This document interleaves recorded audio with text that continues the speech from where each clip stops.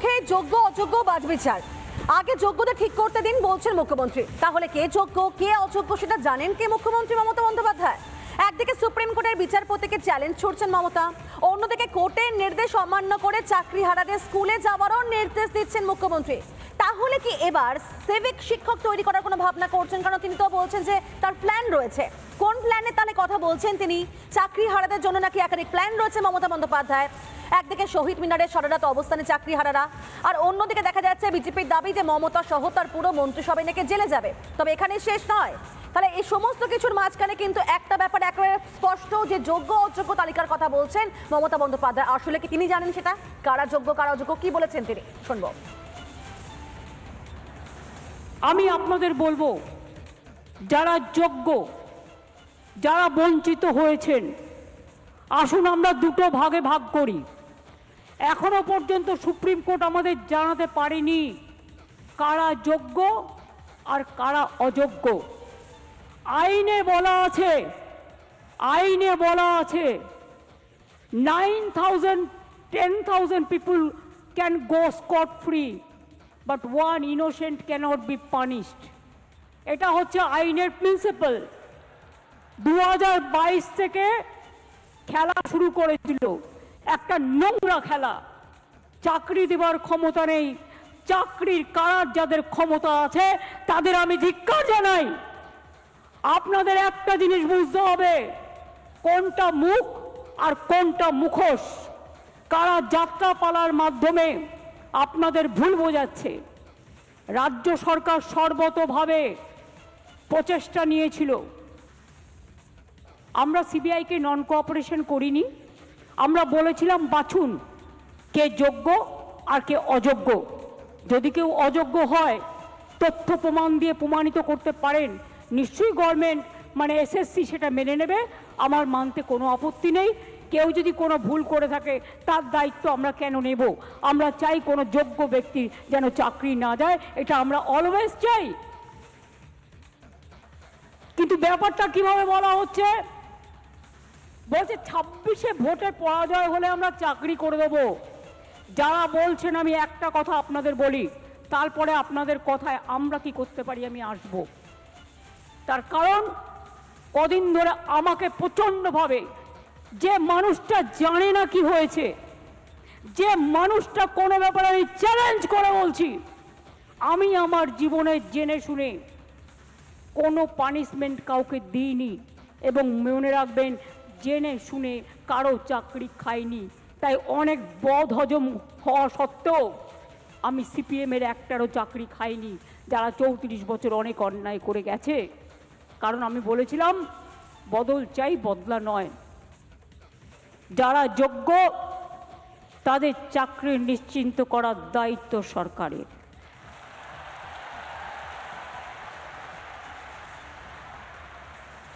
পরিষ্কার বলছি, কোনো রাগঢাক নেই। সুপ্রিম কোর্টের আইন অনুযায়ী করব। কিভাবে করব? যখন কেউ পথ দেখায়, পথের মধ্যেই পথ খুঁজে নেয়। পথে চলতে গেলে গর্ত আসতে পারে, পথে চলতে গেলে কিছু রাস্তা ভাঙা থাকতে পারে, বাট ভাঙা রাস্তা পেরিয়েই মানুষকে এগিয়ে যেতে হয় সফল রাস্তায়। এবং তাই মনে রাখবেন, আমাদের plan A ready, B ready, C ready, D ready and E ready. মনে রাখবেন, এই যোগ্য টিচারদের চাকরি যাতে কোনোভাবে না যায়। যদি বলে তোমাকে 2 মাসে প্রসেস করতে হবে, আপনাদের তো কেউ চাকরি টার্মিনেট করেনি এখনো পর্যন্ত, করেছে কি? কোনো নোটিশ পেয়েছেন?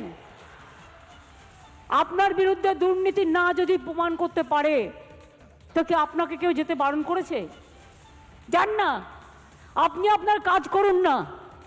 আপনার কাজ কে বারণ করেছে?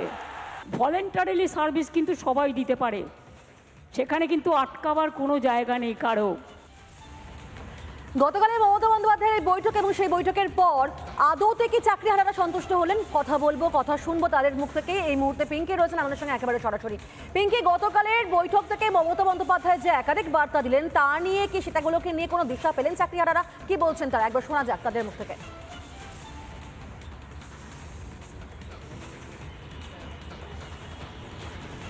দেখো, গতকাল মমতা বন্দ্যোপাধ্যায় যে বৈঠক করেছেন সেই বৈঠক থেকে সেইভাবে সমাধান সূত্র বেরিয়ে আসেনি।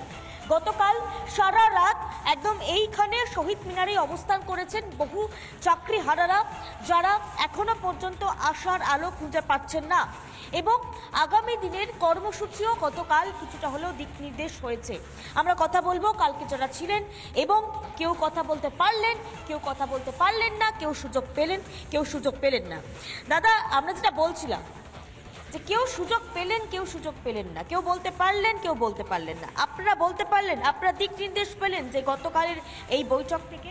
না, আমরা সত্যি কথা বলতে আমরা দিক নির্দেশ পাইনি, কারণ আমরা যেটা চেয়েছিলাম সেটা আমাদের কাছে নয়, ভুল একটা জিনিস বার্তা রটানো হচ্ছে বা বোঝা হচ্ছে যে আমরা বোধহয় সব কিছু আমরা খুব সন্তুষ্ট হয়ে গেলাম। প্রথম আমরা একদম পুরো সরাসরি বলছি যে আমাদের সঙ্গে একটা মিসকমিউনিকেশন হচ্ছে, এবং মিডিয়া বলুন বা বাইরের একটা অংশ বলুন, তারা ভুলভাবে রটাচ্ছে। বোধহয় আমরা রাজ্য সরকারের বা মুখ্যমন্ত্রীর বক্তব্যে আমরা খুব সন্তুষ্ট হয়েছি না, এবং আমাদেরকে একটা প্রিপেয়ার গেম করা হয়েছে, আমরা ওখানে গিয়ে এটাই করতে গিয়েছি যেটা রাজ্য সরকার চেয়েছে। তাহলে যদি সেটা হতো তাহলে আজকে আমরা স্কুল যেতাম। আমরা ডিক্লেয়ার করে দিচ্ছি আমরা স্কুল যাব না। একটা জিনিস ভালো করে বুঝতে হবে, আমরা কালকে কেন গেলাম। প্রথম আমরা গেলাম এই জন্য যে মৃত্যু দণ্ডপ্রাপ্ত একজন ব্যক্তিকেও তার শেষ ইচ্ছা বলতে দেওয়া হয়। আমরা মুখ্যমন্ত্রীর কাছে আমাদের শেষতম বক্তব্য বলতে গিয়েছিলাম। সেটা কি না, আমরা বলতে গিয়েছিলাম যে আমাদের কাছে আমরা আইসিইউতে আছি, তো এখন যে কোনো দিন চিতায় উঠে যেতে পারি, কিন্তু আইসিইউতে তো মানুষ ফেরে। তার দুটো অপশান এখনও আছে, রিভিউ টু কিউরেটিভ।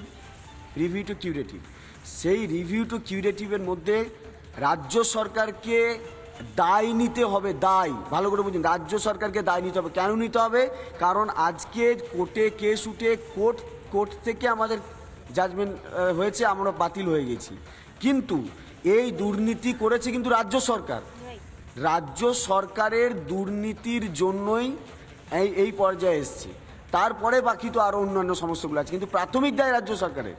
তাই দায় এড়িয়ে যাওয়ার মতো জায়গা রাজ্য সরকারের। তাই তাকেই বলতে গিয়েছিলাম যে গাফিলতিগুলো হাইকোর্টে ছিল, এবং সুপ্রিম কোর্টকে সন্তুষ্ট করার জন্য রিভিউ টু কিউরেটিভ কি করা উচিত, কি করবেন আমি বলতে পারবো না। সেটা আমার বলার উদ্দেশ্য নয়। আমি লয়ার নয়, বা আমার কাছে বিশাল বড় বড় ল বিশেষজ্ঞ এখানে বসে আছে, আমি না, তার চেয়ে বেশি মুখ্যমন্ত্রীর কাছে আছে। কি করলে কোর্ট সন্তুষ্ট হবে, কি করলে যোগ্যদের চাকরি যাবে না, যোগ্যদের। ওখানেও আমরা অযোগ্যদের কথা শুনলাম শেষে, কারণ বক্তব্যটা আমরা প্রথম পেশ করেছিলাম, মানে বলতে দেওয়া হয়েছিল আমাদের, মুখ্যমন্ত্রী প্রথম বলেননি, তাহলে হয়তো আমাদের বক্তব্যটা অন্য হতো। আমাদের যেহেতু প্রথম বলতে বলা হয়েছিল, আমরা বেসিক কিছু দাবি বলেছিলাম, বেসিক, এবং এটা আমি বলতে বাধ্য ছিলাম আমরা, কারণ বেসিক দাবি আমরা ওখানে আমার দাবি পেশ করতে গিয়েছিলাম যে আমার আপৎকালীন দুটো পরিস্থিতি ছিল, আপৎকালীন দুটো কথা বলেছিলাম, আইনি কথা বলেছিলাম, লয়ারদের সাথে আলোচনা করেই। আপৎকালীন আলোচনাটা ছিল এটা যে আমার চাকরি থেকে এই মুহূর্তে আমাকে বরখাস্ত করা, মানে পিঙ্কি একটা ব্যাপার একেবারে পরিষ্কার যে মমতা বন্দ্যোপাধ্যায় বৈঠক করলেন, বার্তা দিলেন, আশ্বাস বাণী দিলেন, কিন্তু তাতে একেবারেই সন্তুষ্ট নন চাকরিহারারা। একেবারে দিশেহারা অবস্থা এই মুহূর্তে চাকরিহারাদের। তারা কি করবেন বুঝতে পারছেন না, এবং সেখানে দিশা দেখাতে পারলেন না মুখ্যমন্ত্রী মমতা বন্দ্যোপাধ্যায়। ধন্যবাদ তোমাকে, অবশ্যই সেদিকে আমাদের নজর থাকবে, আবারও কথা বলার চেষ্টা করবো তাদের সঙ্গে। আর ঠিক এই জায়গা থেকে কিন্তু একদিকে যেমন যোগ্য অযোগ্য নিয়ে বারবার প্রশ্ন করছেন মমতা বন্দ্যোপাধ্যায়, আর সেখানে আর একটা প্রশ্ন উঠছে এসএসসির পর এবার পালা প্রাইমারি। আরো 65,000 চাকরি যেতে পারে বলে মনে করছেন আইনজীবী ফিরদৌস তামিম, কারণ গতকাল সোজাসুজি স্বর্ণালীতে এই আশঙ্কাই প্রকাশ করেছেন আইনজীবী। সংবিধান কি পরিবর্তন হয়ে গেছে আমি জানি না, যে মুখ্যমন্ত্রী তিনি সর্বোচ্চ ন্যায়ালয়ের কাছ থেকে তিনি চাইবেন, মানে একটি অঙ্গরাজ্যের মুখ্যমন্ত্রী, তাকে ভারতবর্ষের সর্বোচ্চ ন্যায়ালয় গিয়ে দিয়ে আসবে তার বাড়িতে। মানে এইটা যদি কারোর প্রশাসনিক ধ্যান ধারণা থাকে তাহলে বুঝতে হবে যে তার প্রশাসন চালানোর জন্য ন্যূনতম যোগ্যতা নেই। আসলে এই লোকটির যোগ্যতা নেই বলেই আজকে যোগ্য অযোগ্য সবাই সাফার করছেন। একজনেরও চাকরি যেত না। মমতা বন্দ্যোপাধ্যায় আজকে বলছেন একজন যোগ্যের চাকরি যাবে না, কিন্তু মমতা বন্দ্যোপাধ্যায় বন্দ্যোপাধ্যায় যখন মহামান্য বিচারপতি অভিজিৎ গঙ্গোপাধ্যায় রায় দিতেন তখন কি বলতেন? তখন বলতেন একজনেরও চাকরি যাবে না, মানে সাদা কাতার মাস্টার থাকবে। আসলে আসল পরিকল্পনা কি ছিল?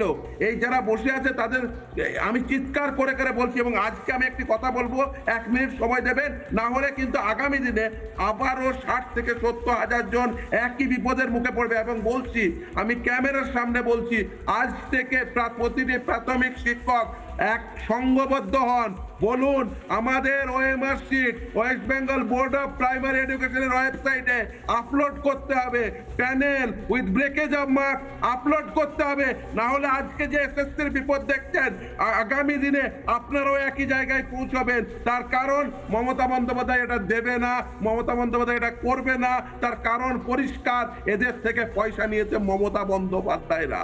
তার কারণ হচ্ছে পয়সা নিয়েছে বলে এই অযোগ্যদের কাছ থেকে তারা বলছে না, যখন তারা নিজেরা তো ওএমআর শিটের মিরর ইমেজ রাখেইনি, উল্টে যখন সিবিআই ওই ওএমআর শিটটি এনেছে তখন রাজ্যের পক্ষ থেকে, এসএসসির পক্ষ থেকে, বোর্ডের পক্ষ থেকে, ইভেন আমি বলতে বাধ্য হচ্ছি যারা যোগ্য বলে নিজেদের ক্লেম করছেন তাদের পক্ষ থেকেও তারাও সাইলেন্ট ছিলেন, তারাও বলেননি যে হ্যাঁ ওই ওএমআর আমারই ওএমআর। তার কারণ তারাও ভেবেছিলেন হালকা করে মমতা ব্যানার্জির সাথে থেকে আমরা হয়তো নাইয়া পার লাগিয়ে দেবো। না, সত্যকে সত্য বলতে হবে, মিথ্যাকে মিথ্যা বলতে হবে।